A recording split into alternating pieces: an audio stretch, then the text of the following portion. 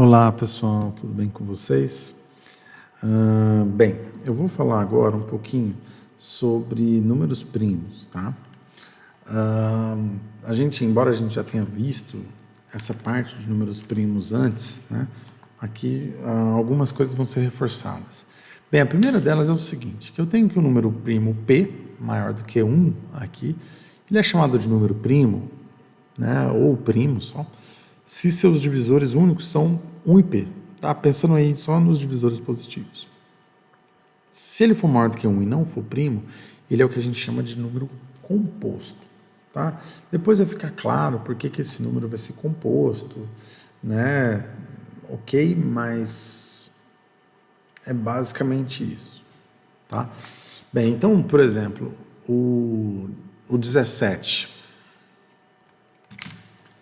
Se eu pegar aqui o 17, peraí. Então, se eu pegar o número 17, tá? Ele é primo. Se eu pegar os divisores de 17, o 1 é divisor, obviamente. O 2 não é, porque o 2 não divide 17. O 3 também não. O 4 também não. O 5 não. O 6 não. O 7 não. O 8 não. O 9 não. O 10 não. O 11 não. 12 não. 13 não. 14 não. 15 não. 16 não. 17 divide. Então, eu tenho que apenas o 1 e o 17 são divisores desse cara. O que vai me indicar que esse número aqui, naturalmente, é um número primo. Tá? Agora, por exemplo, o 16. Tá? O 1 divide, obviamente, o 2 também vai dividir. Se o 2 já divide, ele já não é primo. Tá? Então, é o que a gente chama de número composto. Mas, bem, pegando todos os divisores aqui, eu tenho 1, 2, 4, 8 e 16. O que significa que esse número não é primo. Se ele não é primo, eu chamo ele de composto. Tá? Então, basicamente, são esses os testes para saber se o número é primo ou se o número é composto. Tá? Bem, agora a gente tem um certo teorema aqui que vai garantir para a gente o seguinte. Tá?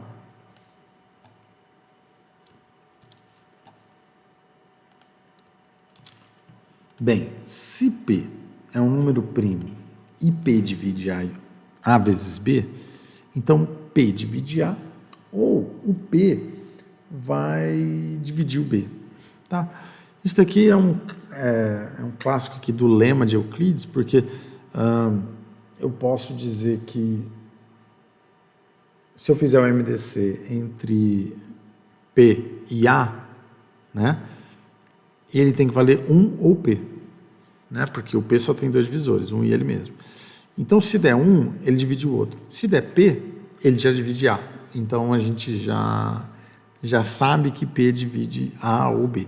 Lembrando que P pode dividir os dois, tá? Mas o que ele está dizendo aqui é que ele divide ou o primeiro, ele pode dividir o segundo, ou ele pode dividir os dois. Né? Então, de forma bem simples, é isso que acontece. Quando um número não é primo, isso não é verdade. Tá? Então, vamos ser bem rápido aqui. Por exemplo, se eu tenho 3, tá? O 3 pode dividir, por exemplo, sei lá, deixa eu pegar um número aqui, 6 vezes 9, por exemplo. Nesse caso, significa, lembrando que o 3 é primo, o 3 pode dividir o 6 ou o 3 divide o 9. Tá? Lembrando que esse resultado aqui é 54. Tá? Então, lembrando que melhor escrever desse jeito. Né? Lembrando que esse cara aqui é 54. Tá? Se eu pegar outras formas de escrever isso, por exemplo, se o 3 pode dividir 2 vezes 27. Então, o 3 divide 2 ou 3 divide 27. Isso aqui está correto. Né? Aqui no caso também, que ele pode dividir os dois ao mesmo tempo. Agora, isso daqui também é importante. Por exemplo, o 4, ele pode dividir, por exemplo, 60. Tá? Esse 60, eu posso escrever ele, obviamente, como 4 vezes 15. Tá? E aí, o 4 divide 4, ou o 4 divide 15, certo? E isso daqui é verdade. Mas olha o que acontece, lembrando que o 4 é composto. E se eu pegar 6 vezes 10? Se eu falar que o 4 divide 6 ou o 4 divide 10, ele não divide nem esse, nem esse. Então, um número composto não necessariamente vai dividir um deles. Agora, quando o número for primo, ele sempre vai dividir um deles, tá? Então, essa é a característica mais importante desse caso aqui, tá? Então, o que esse teorema garante é isso. Se o número for primo, ele necessariamente vai dividir um dos dois, tá? Se não, né, não é primo. Bem, se eu tiver essa divisão aqui aberta entre mais valores aqui, né? Então, ele vai dividir algum deles, né? Praticamente isso. Tá? Outra coisa, se eu pegar esse 54 e dividir em fatores primos, necessariamente algum dos primos vai ter que ser igual a ele. Né? Então, a gente tem toda essa parte aí. Bem, depois disso, com relação a números primos, tá? A gente tem também isso daqui, tá? Eu estou copiando e colando aqui do material que eu tenho. Então, a gente tem aqui o teorema fundamental da aritmética. O que é o teorema fundamental da aritmética? Ele fala, olha, todo inteiro positivo n maior do que 1, ou ele é um número primo, ou ele é um produto de números primos. E esta representação é única, fora a ordem do qual os fatores ocorrem. Tá? Então, isso daqui a gente pode até discutir depois. Um dos corolários que a gente tem aqui é exatamente o seguinte, que a gente tem o que a gente chama de forma canônica desse cara. Tá? E essa forma canônica é exatamente o resultado desse corolário aqui. Tá? Então, eu posso pegar n, um número n qualquer, maior do que 1, e escrevê-lo como um produto de primos, sendo que cada um primo é menor do que... O primeiro primo é menor do que o segundo primo, que é menor que o terceiro primo, até o résimo primo aqui. Tá? E aí essa forma aqui, ela é única de se escrever esse número. Tá? Pois bem, esse teorema fundamental a gente acaba resolvendo por indução, né? A gente mostrou um pouco disso, né, nas nossas aulas anteriores, tá? A gente, com relação à unicidade, a gente pode utilizar aí o princípio da boa ordenação e tudo mais, enfim.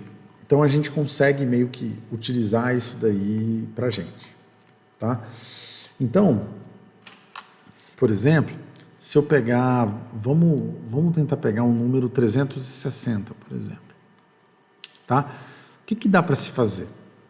Bem, como é que eu vou escrever ele num formato de números primos? Eu vou ter que ir usando os primeiros números primos aí. Então, por exemplo, 360, eu vou dividir por 2, isso vai dar 180, eu posso dividir por 2 novamente, isso vai dar 90, vou dividir por 2, isso vai dar 45. Não me cabe mais a divisão por 2. Próximo primo é 3. Então, 45 é possível dividir por 3? Sim, isso vai dar 15. 15 é possível dividir por 3? Sim, isso vai dar 5. 5 é possível dividir por 3? Não. Próximo primo, 5. Então, eu tenho que dividir por 5 e é 1 que não divide por mais ninguém. Então, eu tenho que o 360 é 2 ao cubo vezes 3 ao quadrado vezes 5 elevado a 1. Tá? Então, isso daqui está escrito na forma canônica, né, da decomposição em fatores primos aí. Tá? A gente tem outros números, né, que a gente pode fazer essa divisão. Tá? E aí, enfim, a gente pode utilizar esse método aqui. É bom esse método? Mais ou menos, né? Tem métodos aí que são melhores, mas realmente fazer essa decomposição aí não é algo tão simples todas as vezes. Tá? Bem, o que mais que a gente pode ver? Dado, então, que esses caras são números primos e eu consigo fazer essa divisão em fatores primos, a gente precisa, de certa forma, né, ver quem são os números primos, né? Para poder fazer isso daqui, eu preciso, de certa forma, descobrir, né? Como que esses caras vão atuar aí, né? Bem, para isso, a gente tem um algoritmo, tá? Que é chamado crivo de Eratosthenes, tá? Então, é o crivo de Eratosthenes, tá? Que é um algoritmo para encontrar números primos, tá? Como que ele começa? Ele começa a partir do 2, tá? Porque o 1 não é número primo. E aí eu vou escrevendo de forma tabelada, né? O 2, 3, 5, 6, 7, 8, 9 e 10. Na linha de baixo eu tenho o 11, o 12, o 13, o 14, o 15, o 16, 17, 18, 19 e 20. Na próxima linha, eu vou escrevendo todos os números, tá? Então, 24, 25, 26, 27, 28, 29 e 30. 31, 32, 33, 34, 35, 36, 37, 38, 39, 40, 41, 42... Enfim, eu vou até o final dessa linha aqui, 7, 48, 49 e 50. Tá? Como que o crivo vai funcionar? O crivo ele funciona da seguinte forma. Tá? Bem, eu começo pelo primeiro valor do crivo e retiro os múltiplos dele. Então, o primeiro valor é 2, tá? Então, eu vou considerar o 2 aqui.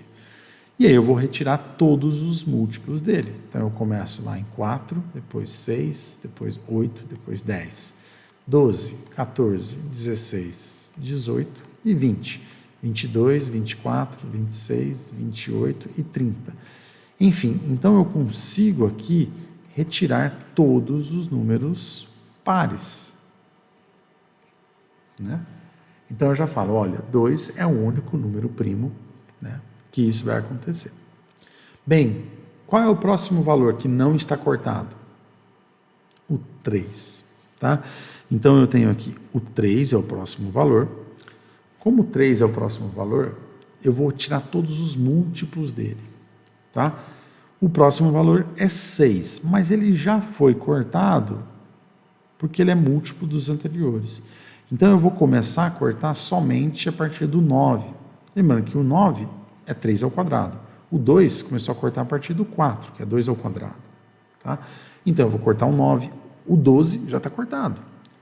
O 15, 15 mais 3 dá 18, já está cortado, mais 3, 21. E eu vou assim sucessivamente, 24, 27, 30.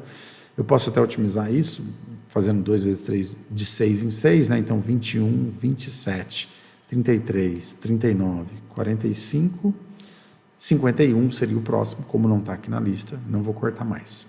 Quem é o próximo primo? 5. Então eu vou cortar todos os múltiplos de 5, que é fácil, né? Aqueles que são pares já era. Vou cortar o 25 e o 35 aqui. Quem é o próximo? 7. Então o 7 é o próximo primo. 7 vai ter que cortar, teria que cortar o 14, mas o 14 também é múltiplo de 2. Teria que cortar o 21, mas o 21 também é múltiplo de 3. Teria que cortar o 28, mas o 28 é múltiplo de 4. Teria que cortar o 35, mas o 35 é múltiplo de 5. Teria que cortar o 42, mas o 42 é múltiplo de 6. Então perceba que eu vou começar a cortar mesmo só no 7 vezes 7, que é o 7 ao quadrado, que é o 49. Tá? Bem, quem é o próximo? 11. Bem, quem seria o primeiro elemento que o 11 teria que cortar? O 22 já está cortado, o 33 já está cortado, o 44 está cortado. Se tivesse o 55 já estaria cortado. Quem seria o primeiro elemento que o 11 cortaria? O 121, que não está mais aqui. O que isso vai me indicar?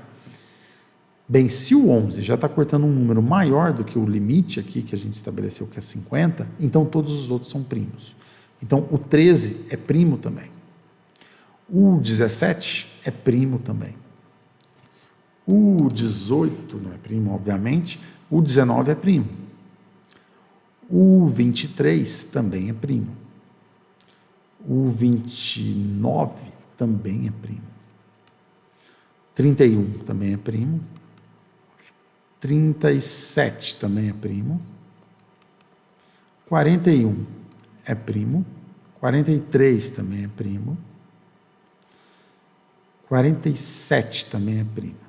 Tá? E esses são os números primos menores do que 50. Tá? Aqui eu vou fazer um destaque aqui também de algo que eu vou falar depois, que é só algumas características de números primos. A gente tem o que a gente chama de primos gêmeos. Tá? Quem são esses primos gêmeos? São primos que a diferença entre eles é 2. Tá? Então, eles são P e Q primos, né? Tal que P menos Q em módulo é igual a 2. Tá? Quem são os primos gêmeos aqui? Bem, 3 e 5 são gêmeos, 5 e 7 são gêmeos, 11 e 13 são gêmeos, 17 e 19 são gêmeos, 23 não tem primo gêmeo, 29 e 31 são gêmeos, tá? Colocando aqui. 41 e 43 são gêmeos. Tá? Então é possível também estabelecer aí algumas relações entre esses primos. Tá? Esse crivo de Eratóstenes é um algoritmo bem rápido e a gente consegue ir melhorando um pouco esse algoritmo aí ao longo do tempo. Tá? Eu só preciso analisar, por exemplo, o 11. Né? O 11 ele marca que o início do 11, ele é 11 ao quadrado, é 121, o que ultrapassou esse valor de 50. Então, eu vou acabar usando somente o crivo de Eratóstenes, ele sempre vai ter um limite, né? Então, eu vou analisar de 2 até n. Esse n aqui, ele vai acabar esse looping quando eu encontrar o valor aqui, cujo quadrado é maior do que n. Tá? Então, eu vou sempre fazer isso e o algoritmo de Euclides acaba sendo excelente para resolver esses caras. Tá? Bem, fazendo um pouquinho aqui, falando um pouquinho mais de primos, a gente tem um teorema aqui que fala o seguinte: existe um número infinito de primos. Tá? Isso daqui é uma prova clássica, tá? É uma prova bem legal, que ela é o seguinte, tá? Imagina que eu tenho um número finito de primos. Então, eu vou tentar encontrar esse resultado aqui utilizando... Eu vou tentar provar isso daqui utilizando um argumento contrário. Então, imagine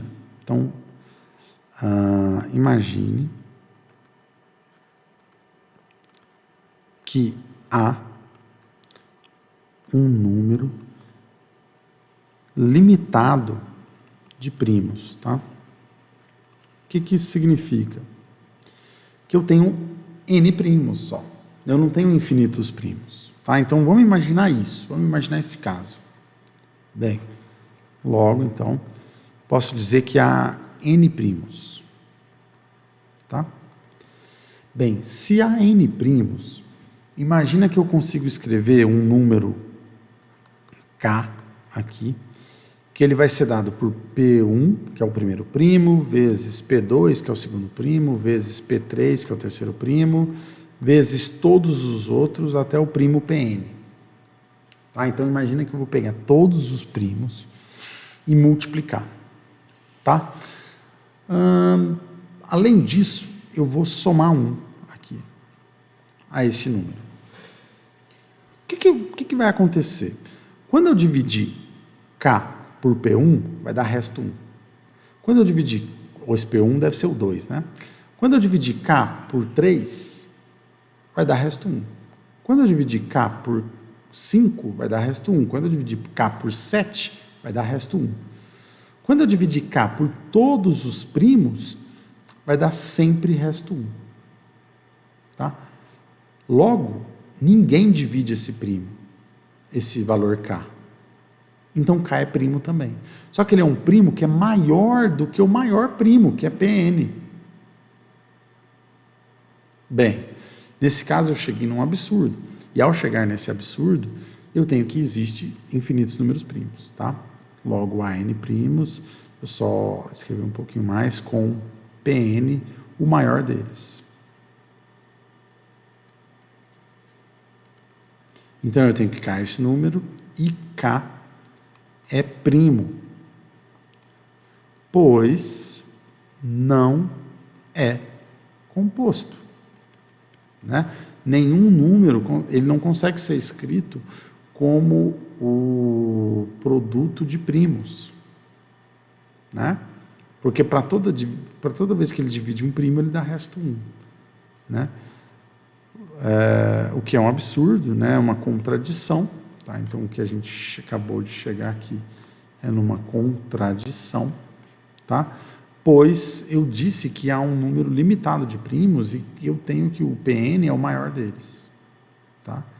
Então, portanto, existe um número infinito de primos, tá?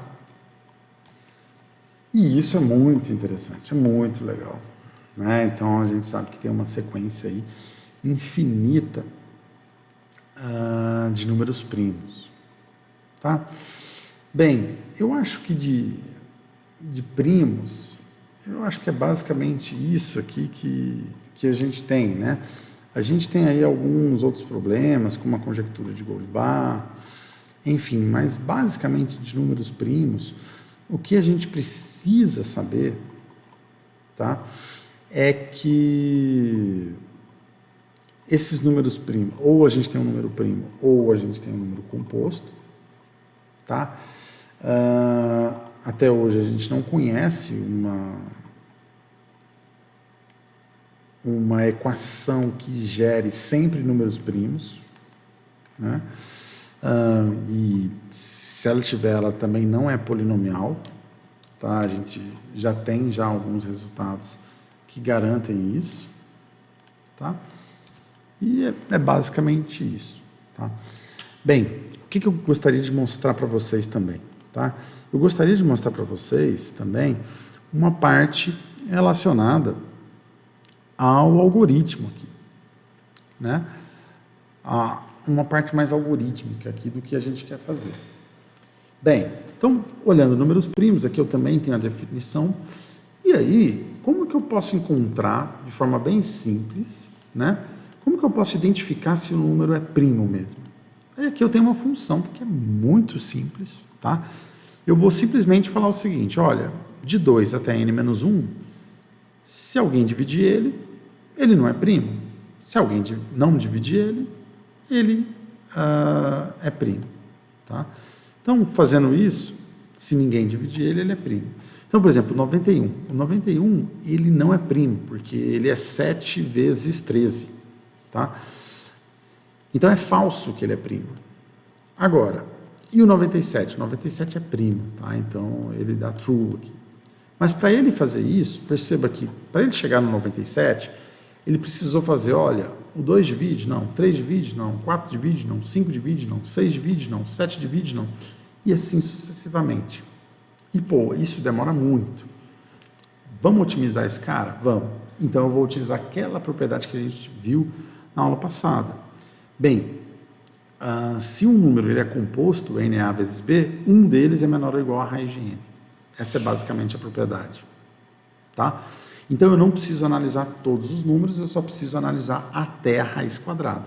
Então, olha, eu tenho um método que é bem mais rápido, que ele vai me dizer se ele é primo ou não. Basta olhar todos os valores até a raiz, tá? E aí eu posso testar os próprios valores, 91 e o 97, não são, tá?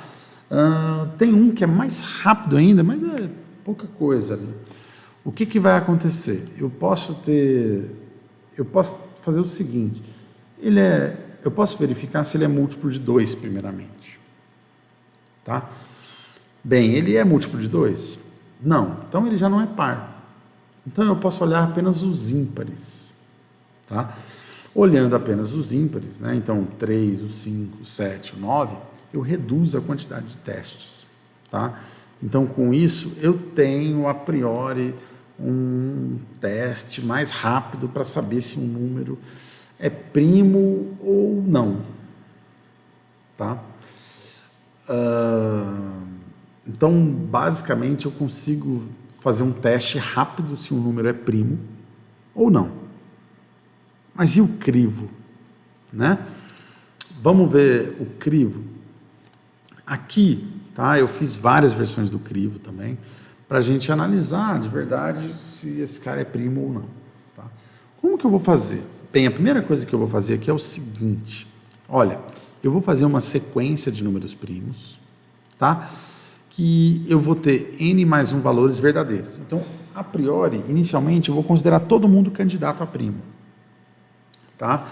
Depois disso, eu vou dizer, aqueles que não são primos, eles vão ter valores falsos. Tá? Então, eu gero uma lista binária, e nessa lista binária, aqueles que foram falsos, ou seja, aqueles que forem 0, vão ser falsos, né?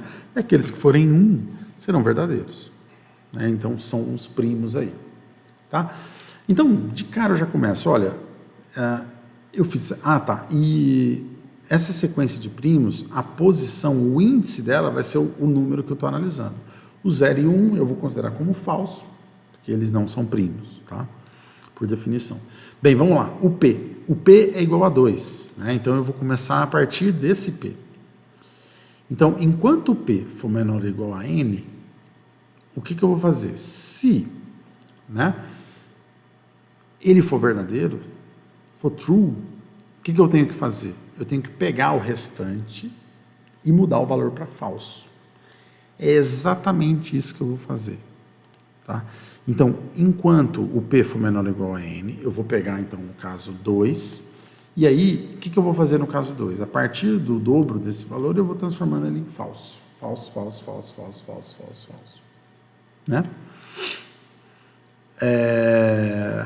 E aí eu consigo fazer todos esses valores. Depois, o que eu vou fazer é transformar esse vetor binário numa lista de primos. Tá? Então, vai ser praticamente isso que eu vou fazer. Tá? Bem, gerando esse cara, basicamente o que eu tenho é, olha, os números primos de 2 até 100 são 2, 3, 5, 7, 11, até o 97. Tá? Então, essa daqui é a minha lista de números primos. Tá?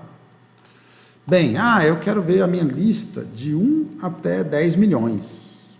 Então, eu vou fazer aqui e vou verificar o tempo que eu vou demorar dessa forma aqui. Perceba que dessa forma eu demorei 4,5 segundos, aproximadamente. Né? Bem, vamos otimizar? Quais são as otimizações que a gente pode fazer? Primeiro, né? Bem, aqui eu comecei o prime do mesmo jeito, falso, falso, tá? Outra coisa, eu comecei com P igual a 2, e agora eu vou usar aquele detalhe da raiz, né? Eu não vou até o último valor igual eu fui aqui, né? Eu não fui até enquanto P é menor ou igual a N. Eu vou enquanto o P ao quadrado é menor ou igual a N, porque eu vou até a raiz, né? Lembra então que eu fui até quando chegou no 11 eu saí, porque daí eu não tenho mais o que fazer? Então é basicamente isso que vai ser feito, tá? Aí mesma coisa aqui, tá? Se o prime P, o que eu vou fazer? A partir do P quadrado, tá? Então lembra que agora eu estou começando num começo mais à frente. Eu vou começar a apagar variáveis, tá? Indo de P em P. Tá? Aqui eu até, enfim, indo de P em P. Posso fazer isso, P mais igual a 1, tá? E depois eu gero uma lista aqui, tá? Bem, então eu vou ter um crivo com um começo mais quente, né? E tudo mais, esse warm start aí. E vou fazer aqui agora aquela lista até 10 milhões. Até 10 milhões, ele já demorou metade do tempo, né? 2,7 aí. mais ou menos. Né? Tinha dado 4,5. Ah, não. Confundi com 5,4. Deu um pouquinho mais da metade do tempo. Tá? Vamos fazer mais? Vamos. O que eu fiz aqui? Olha só. Agora eu vou pegar um crivo em que eu começo com false, true. Tá? E depois, como eu sei que os pares vão ser sempre falso, então agora eu acrescento true, false sempre. Então os ímpares eu vou colocar todos verdadeiros e os pares eu vou colocar todos falsos já. Então eu tenho uma iteração aqui a menos, né? Porque os pares vão ser todos falsos. Tá? Então aqui eu fiz um ajuste, já acrescentei o 2 na minha lista e eu vou começar já do 3, que é ímpar. Tá? Faço a mesma coisa, enquanto p² é menor ou igual a n, eu vou fazendo isso, eu já vou acrescentando na minha lista, tá? Então eu já vou acrescentando assim que vai ser mais rápido, tá? E aí, outra coisa, aqui eu vou pegando de p² em p², vou começar a partir de p², vou até n mais 1, até n no caso, né? Incluso, e vou de 2 em 2p, né? Aquele esquema de pular os pares também. E aí vou deixando falso aqueles que não são primos, tá? Então eu tenho aqui um crivo que supostamente vai ser um pouco mais rápido. Primeiro, porque eu já criei ele já de uma forma que eu economizo nos pares, tá? E ele já tem mais essas otimizações aqui, tá? Bem, então eu tenho aqui, né, uma maneira também de identificar se o número é primo através de um crivo que é feito até ele, tá? Então eu posso fazer um crivo, aquele número vai ser o último número e aí eu identifico se ele é primo ou não. É um jeito, não é tão bom assim não, né? Mas enfim.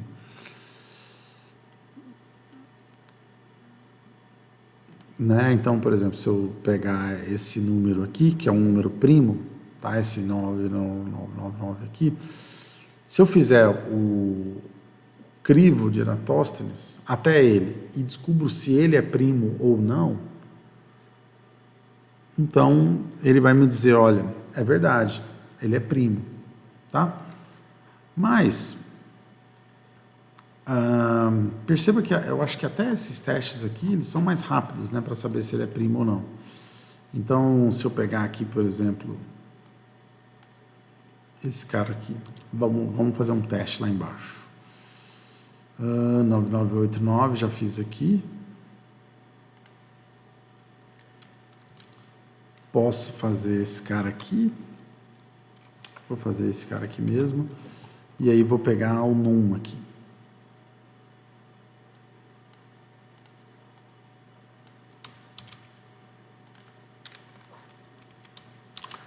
Vou pegar esse daqui e aí eu vou printar exatamente esse cara aqui com relação a num, né?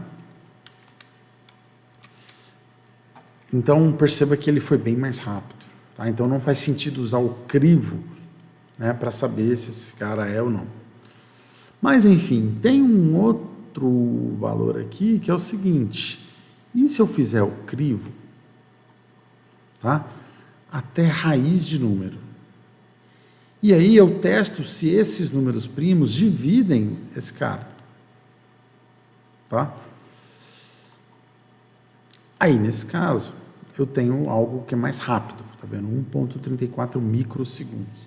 Então, imagina que eu estou pegando um termo aqui, que é 989, 999. Eu tenho aqui 99, eu tenho 1 elevado à oitava, mas praticamente eu fiz esse cara, e aí eu defino se ele é verdadeiro ou não, porque basicamente eu gero todos os primos até a raiz dele e verifico se ele é ou não. Tá? Isso daqui é uma forma bem interessante de descobrir se o número é primo ou não. Tá? Bem, eu posso também identificar se o número é primo já nessa construção aqui. Tá? Então, se eu fizer essa construção aqui sem chamar essa outra função e tudo mais, eu tenho aqui algo que é bem mais rápido, tá? Principalmente para números grandes. Para números pequenos não vai fazer sentido fazer isso. mas para números grandes começa a fazer bastante sentido fazer isso, tá? Ok? Perceba que aqui foi bem rápido, mas aqui é metade desse valor. Bem, o que mais? Outra coisa que a gente sabe é que pelo teorema fundamental da aritmética, a gente tem que o número n, ele é esse produto de primos, sendo que eu estou pegando esses primos na ordem crescente, né? E eu tenho esses expoentes ali. Além disso, a gente tem esses dois teoremas, né? Que o máximo divisor comum, se eu pegar dois primos, né? Dois números A e B, dadas as decomposições dele, eu posso descobrir o MDC e o MMC dele, tá? Bem, como seriam algumas das maneiras da gente fazer esses fatores? Tá? Aqui eu tenho duas funções, tá? Uma delas é essa função aqui, factor simple, tá? Onde basicamente eu pego a partir de P igual a 2 e tento fatorar aí, né, os valores até chegar no meu resultado final. E até a raiz, ele é mais rápido, né? Porque eu não vou precisar testar todos os valores, tá? Então eu tenho essa vantagem, digamos assim, tá? Aqui eu também acabei gerando uma função aqui em LaTeX só para gerar um valor mais bonito aqui, tá? Então perceba, olha só o que essas funções vão fazer. Por exemplo, esse número 17.640, ele é 2 elevado ao cubo, vezes 3 elevado ao quadrado, vezes 5 elevado a 1, vezes 7 elevado ao quadrado, tá? E aí eu tenho o factor simple, eu tenho o factor square root, né, que vai só até a raiz, eles dois geraram o mesmo resultado, e aí eu consigo escrevê-lo de forma bonitinha, tá vendo? 2 ao cubo, 3 ao quadrado, 5 elevado a 1, 7 elevado ao quadrado, tá? Bem, que mais, né? E aí eu consigo aí fazer todos esses caras também por aqui, né? Eu consigo... Além de gerar todos esses caras aqui, existe um teorema que fala o seguinte, usando combinatória, né? Que o número de divisores é o produto, né, desses expoentes, todos eles somados mais um. Então, 17.640, ele vai ter 4 vezes 3 vezes 2 vezes 3, né? Então 4 vezes 3, 12, vezes 2, 24, vezes 3, 72. Então, o 17.640, ele tem 72 divisores, que se você contar aqui embaixo, todos os divisores de 17.640 vai dar exatamente isso, tá? 997 é primo, então ele só tem 2 divisores. E o 360, né, que a gente fez na parte da aula, né, a gente tem 2 ao cubo, vezes 3 ao quadrado, vezes 5 elevado a 1. Então vai ter 24 divisores, né? Então tem 1, 2, 3, 4, 5, 6, 7, 8, 9, 10, 11, 12, 13, 14, 15, 16, 17, 18, 19, 20, 21, 22, 23, 24. Exatamente isso, tá? Bem, o que mais? Tem como fazer também, claro, essa lista de divisores de uma forma bem mais simples, tá? Pegando aí, basicamente, todo mundo aqui dentro desse range. Tem como pensar também na raiz, que é um método mais rápido aí, onde você pega e insere sempre o divisor i e o divisor n dividido por i, tá? Então você consegue sempre fazer esses caras aí, tá? Então dá para fazer isso, tá? Pegando o número, então, vamos começar a fazer aqui o seguinte. Só rapidinho. Vou começar a ver quem são os divisores desse cara. Perceba que ele, como esse cara ele é primo, ele teve que ir até todo mundo lá. Ele demorou 10,8 milissegundos. Deixa eu fazer time menos n10, que ele testa 10 vezes e faz a média dos resultados aqui. Então ele vai fazer em 2,8 milissegundos ali, mais ou menos, tá? Time menos n10. Eu tenho também que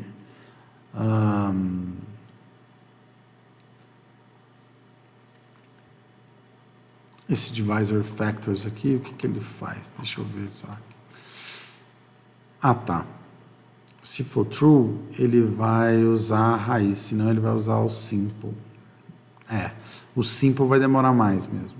Então, aqui, ele vai demorar um pouquinho mais, tá? Eu já vou aproveitar, já vou fazer esse cara aqui e já vou fazer esse daqui, né? Menos N10, tá?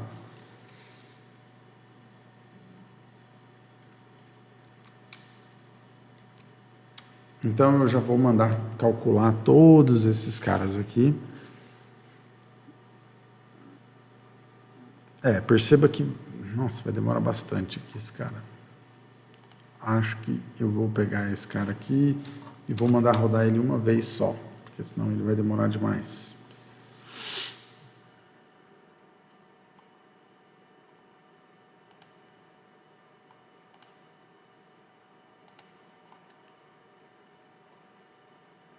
Ó, demorou 12 segundos para um teste, então ia demorar 2 minutos para 2 testes. Bem, deixa eu fazer esse cara aqui também rápido, para não ter problema. E deixa eu fazer esse cara aqui mais devagar também, para não ter problema. Tá? Então esse cara aqui demorou 9, esse cara demorou 652. Perceba que é muito mais rápido, mas muito mais rápido você utilizar a raiz, tá? E aí aqui tem 2 métodos, tá? Um que você vai para ver se todos os valores dividem, né?